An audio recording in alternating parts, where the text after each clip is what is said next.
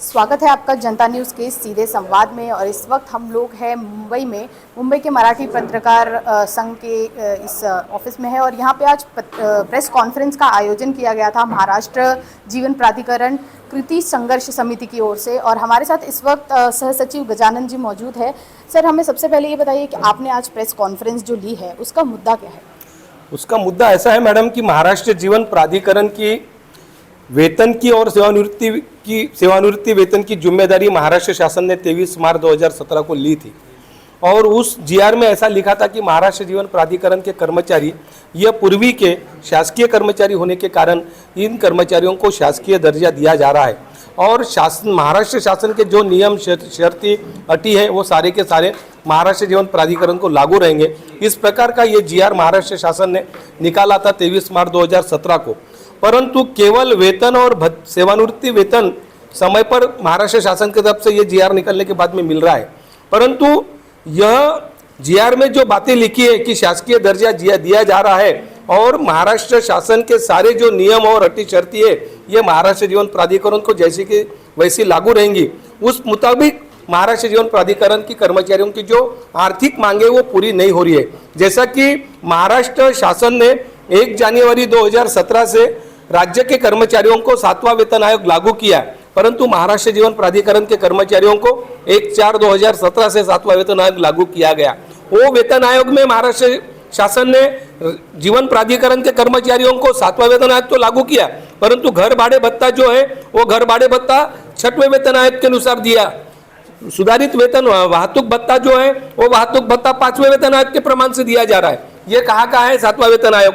आधावट 7वां वेतन आयोग है। 10, 20, 30 साल की जो आश्वासित प्रगति योजना है पदोन्नति की, वो योजना भी लागू नहीं की गई है। 24 वर्ष की जो आश्वासित प्रगति योजना पुराने 6वां वेतन आयोग की थी वो भी लागू नहीं की गई है। महाराष्ट्र शासन ने 7वां वेतन आयोग की जो थकबाकी है वो थकबाकी भी महाराष्ट्र शासन के सारे कर्मचारियों को 4 हफ्ते में दी है, परंतु महाराष्ट्र जीवन प्राधिकरण को एक भी हफ्ता अभी मिला नहीं है। यह सारे जो बातें हैं यह जीआर निकलने के बाद में उसकी अमलबजानी पूरी तरह से नहीं होने के कारण यह कर्मचारियों के ऊपर अन्याय हो रहा है। और आज महाराष्ट्र जीवन प्राधिकरण में लगभग 16,000 से ज़्यादा कर्मचारी कार्यरत है और ऐसे में यह खाते में से 90% जो कर्मचारी है यह सेवानिवृत्त हो चुके हैं और सेवानिवृत्ति होते समय में लाखों रुपए का इनको आर्थिक फटका बैठ रहा है। कुटुंब चलाने के लिए, परिवार चलाने के लिए, परिवार की सारी जिम्मेदारियां पूरी करने के लिए वर्ग 3, वर्ग 4 के कर्मचारियों को भारी आर्थिक दिक्कतों का सामना करना पड़ रहा है। इसलिए महाराष्ट्र जीवन प्राधिकरण संघर्ष कृति समिति के माध्यम से यह सारा संघर्ष शुरू है। 2 जुलाई को हम मोर्चा के माध्यम से आजाद मैदान में लगभग 10,000 का एक मोर्चा शासन के तरफ, हमारे ये जो 23 मार्च 2017 का जो जीआर है उसकी पूरी अमलबजानी होनी चाहिए। और महाराष्ट्र जीवन प्राधिकरण यह पूर्वी का जो है शासन कहता है, यह हम नहीं कहते, यह जीआर कहता है कि महाराष्ट्र जीवन प्राधिकरण यह पूर्वी का शासन का खाता रहने के कारण यह कर्मचारियों की वेतन और भत्ते की जवाबदारी शासन ले रहा है और शासन ने इसको शासकीय दर्जा दिया है जीवन प्राधिकरण के कर्मचारियों को। ऐसा जीआर में लिखने के बावजूद भी उसकी अमलबजानी नहीं हो रही है, इसलिए यह संघर्ष जारी है। पिछले 2-3 साल से हम इस बातों को लेकर प्रचंड संघर्ष कर रहे हैं और परंतु अभी तक के शासन ने इस बात की तरफ ध्यान नहीं दिया है और कर्मचारियों को पर लगातार अन्याय बढ़ते जा रहा है। जैसे आपने कहा पिछले 2-3 साल से आप संघर्ष कर रहे हैं, 2017 में जीआर निकला है, तब से अब तक आपने कितनी बार सरकार से इसके बारे में बातचीत की या फिर कोई ऐसा कदम उठाया जिससे सरकार का ध्यान आपकी तरफ? सरकार से बार-बार हमारे बैठक भी हुए, पानी पुरवठा स्वच्छता विभाग में भी हमारी बैठक हुई शासन के साथ में, माननीय पानी पुरवठा मंत्री गुलाबराव पाटिल साहब के साथ में भी हमारी इस विषय को लेकर बात हुई। 2023 में हमने शीतकालीन सत्र नागपुर में भी विधानसभा पर मोर्चा निकाला था। उस मोर्चा के माध्यम से भी इस बात को लेकर हमने वहां पर शासन की तरफ हमारे इन मांगों को लेकर लक्ष्यवेधी की थी। और उसके बाद में 27 फरवरी 2024 में बजट अधिवेशन नागपुर में मुंबई में हमने आजाद मैदान में भी बेमुद्दत धरना आंदोलन किया था। केवल आश्वासन मिल रहा है परंतु उसकी अमलबजानी नहीं हो रही है। इसलिए फिर से अभी 2 जुलाई 2024 को हम आज़ाद मैदान में मोर्चा के माध्यम से शासन की तरफ हमारा ध्यान आकर्षित करेंगे। लक्ष्यवेधी के माध्यम से भी शासन को सूचना पूछी गई है, विविध आमदारों की तरफ से लक्ष्यवेधी सूचना लगी है, तारांकित प्रश्न लगे हैं, माननीय विविध मंत्रियों की तरफ से भी इस विषय को लेकर सरकार की तरफ सूचना दी गई है। परंतु संबंधित जो खाता है, वित्त विभाग और पानी पुरवठा सचेत विभाग और सामान्य प्रशासन विभाग और ग्रामीण विकास, यह सारे खातों में हमारा फाइल घूम रहा है। वहाँ पर सारे फाइल हमारे प्रस्ताव वित्त विभाग में प्रलंबित पड़े हैं और इसका संघर्ष जारी है।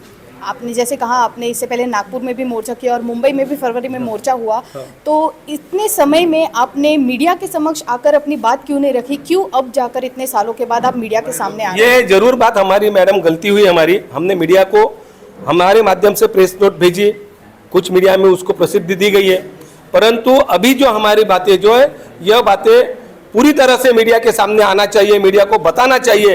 इसलिए यह आज हमने प्रेस कॉन्फ्रेंस यहाँ पे की है। मीडिया का साथ हमें अभी इसके पहले भी मिला है, परंतु मुंबई में यह जो पत्रकार परिषद है, हम पहली बार ले रहे हैं। आपका जो 2 जुलाई को मोर्चा होने वाला है, उसमें कितनी संख्या में लोग शामिल होंगे? लगभग 10,000 कर्मचारी सहभागी होंगे, महिला पुरुष। आप अपनी तरफ से इन सब लोगों को क्या आह्वान करना चाहेंगे? हम तो इतना ही आह्वान करना चाहते हैं कि अपनी न्याय हक की जो मांगे है, न्याय हक की जो है, जो हक का है, जो नहीं मिल रहा है, उसको सक्सेस करने के लिए, उसको शासन की तरफ से मिलाने के लिए ज़्यादा से ज़्यादा संख्या में हमारे कर्मचारियों ने इस मोर्चा में सहभागी होना है। क्योंकि यह मोर्चा कोई एक संगठन का, कोई पक्ष का नहीं है। तो महाराष्ट्र जीवन प्राधिकरण में जितने भी संगठन आए, वो सारे संगठनों को मिलाकर जो संयुक्त संघर्ष समिति तैयार हुई है, वो संघर्ष समिति का यह मोर्चा है। इसलिए सभी लोगों ने इस मोर्चा में सहभागी होना चाहिए। इसमें अभियंता भी रहेंगे, अधिकारी भी रहेंगे, सारे लोग, जैसे कि अब हमारे साथ में रिटायर्ड कार्यकारी अभियंता यहाँ पर है, सारे अभियंता है, हाँ, लेबर भी है, क्लास 3 के भी लोग हैं, क्लास 4 के भी लोग हैं, सुपर क्लास 1 भी हमारे साथ में है। तो इसलिए यह मोर्चा निश्चित सक्सेस होने वाला है। धन्यवाद। और मैडम क्या हो गया, आपने जो पूछा ना, और हमारे साथ आप आगे आ जाइए, हमारे साथ और लोग भी हैं जो अपनी बात साझा करना चाहेंगे। मैं लक्ष्मण उपगनलावार, यहाँ का वाइस प्रेसिडेंट हूँ कोर कमेटी का। तो आपने जो सवाल पूछा वो बराबर है कि इतने दिन आप क्या कर रहे थे। तो इतने दिन क्या होगा, हर वक्त हम मिलने के बाद बस अभी छोड़ा रहे, अभी छोड़ा। और इसमें हम आंदोलन करते तो क्या बोलते, मैंने तो आश्वासन दिया था आपको, फिर क्यों आपने मोर्चा निकाला, आंदोलन किया। इसलिए हर वक्त हम राह देखते बैठे, आज मिलेंगे, कल मिलेंगे, परसों मिलेंगे। जब हमको ऐसा ध्यान में आया कि सिर्फ हमको घुमा रहे, इसके बाद ही हम आपको रिक्वेस्ट कर रहे पूरी इस, क्योंकि आप पत्रकार परिषद ले रहे। नहीं तो इसके पहले हमको लगा कि भाई मंत्री बोल रहे बस अभी 3 महीने में हो रहा, अधिवेशन होने जाने दो, और 17 का JR निकला, बस अभी निकली। यानी हर वक्त हमको झूठा आश्वासन दिया गया है। मतलब कहीं ना कहीं कह सकते हैं कि आपको एक आश्वासन की आस में उन्होंने आपको अंधेरे में रखा, अंधेरे में रखा है और अन्याय भी किया है मैडम। सिर्फ अंधेरे में नहीं करा, बहुत बड़ा अन्याय हमारे ऊपर हुआ है। और आप क्या मांग करना चाहेंगे? मैं एक ही मांग करेंगे कि भाई हमारी जो न्याय मांगनी है वो मंजूर कीजिए। मुख्यमंत्री, दोनों उप मुख्यमंत्री, सरकार से, और हमारे जो पानी पुरवठा मंत्री है गुलाबराव जी, माननीय गुलाबराव जी पाटिल, इन्होंने हमारी जो न्याय मांगनी वो तो मंजूर कीजिए। कम से कम एक्स्ट्रा तो मत दीजिए कुछ, लेकिन हमारे से जो छीन लिया वो हमको वापस कीजिए। बस यही बोलना है हमारा। धन्यवाद। धन्यवाद। और हमारे साथ और भी लोग हैं, और भी कर्मचारी यहाँ पे मौजूद है। सर, सबसे पहले अपना नाम बताइए और फिर आप बताइए कि आप अपनी ओर से क्या मांग करना चाहेंगे। माझं नाव दिलीप धोंडीभाऊ घोलप, कास्ट्राईक कर्मचारी संघटना आणि त्या कृती समितीचा मी सल्लागार आहे। तर ह्या आत्ता जो शासनाने JR काढला, त्या JRचे प्रत्येक म्हणजे ज्या सामान्य प्रशासन विभाग स्वतः वेगळा अर्थ काढतो, ग्रामीण विकास विभाग त्यांच्या मनाने कर्मचारी अधिकारी अर्थ काढतात, आणि जे वित्त विभाग आहे ते त्यांच्या मनाने विचार करून करतात। म्हणजे जे JR मध्ये लिहिलेलं आहे त्याप्रमाणे करण्याऐवजी स्वतःच्याच मनाने काहीतरी अर्थ काढून त्रुटी काढतात आणि ती फाईल परत पाठवतात, आणि तेच आमचं होत आहे। आज होते, उद्या होते, अशी आत्तापर्यंत आम्ही वाट बघितली। परंतु हे जे इतर आमच्या पाणी पुरवठा विभागाला जे सामान्य प्रशासन विभाग आहे, वित्त विभाग आहे, नियोजन विभाग आहे, ग्रामीण विकास विभाग आहे किंवा सामान्य प्रशासन विभाग आहे, यांची जी साथ ज्या JR प्रमाणात मिळायला हवी ती मिळत नव्हती। ती मिळण्यासाठी आम्हाला आंदोलन करण्याशिवाय पर्याय नाही। हे आम्हाला आज कळल्यामुळेच आम्ही या ठिकाणी 2 तारखेचं आंदोलन करत आहोत आणि 2 तारखेच्या आंदोलनासाठी आमच्या महाराष्ट्र जीवन प्राधिकरणाचे जे पाणी पुरवठावरील कर्मचारी आहेत त्याचे कुटुंब आहेत, या कुटुंबांना आज वैद्यकीय सुद्धा या ठिकाणी उपचार घ्यायला खर्चाला पैसे कमी पडत आहेत. तर असे सगळे कुटुंबाच्या कुटुंब या ठिकाणी उपोषणाला आणि या ठिकाणी 2 जुलैच्या कार्यक्रम मोर्चामध्ये सहभागी होणार आहेत आणि यासाठी आम्ही सर्वांनी त्यांना आवाहन केलेलं आहे आणि सर्वांची संमती घेऊनच आम्ही ह्या आत्ताच्या ज्या 2 तारखेच्या मोर्चाला तयारी पूर्ण करीत आहोत.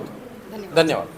तो इस तरह से सभी कर्मचारी अधिकारी जो है जीवन प्राधिकरण के वे 2 तारीख को इस मोर्चे में उतरने वाले हैं और उन्होंने आह्वान किया है कि जल्द से जल्द जितनी मात्रा में हो सके उनके न्याय के लिए वे यहाँ पे इस मोर्चे में शामिल हो. अब देखना यही होगा कि शासन की तरफ से कितनी जल्दी इनके हित में निर्णय आता है. वीडियो जर्नलिस्ट अथर्व के साथ फोरम जोशी की रिपोर्ट, जनता न्यूज़, मुंबई.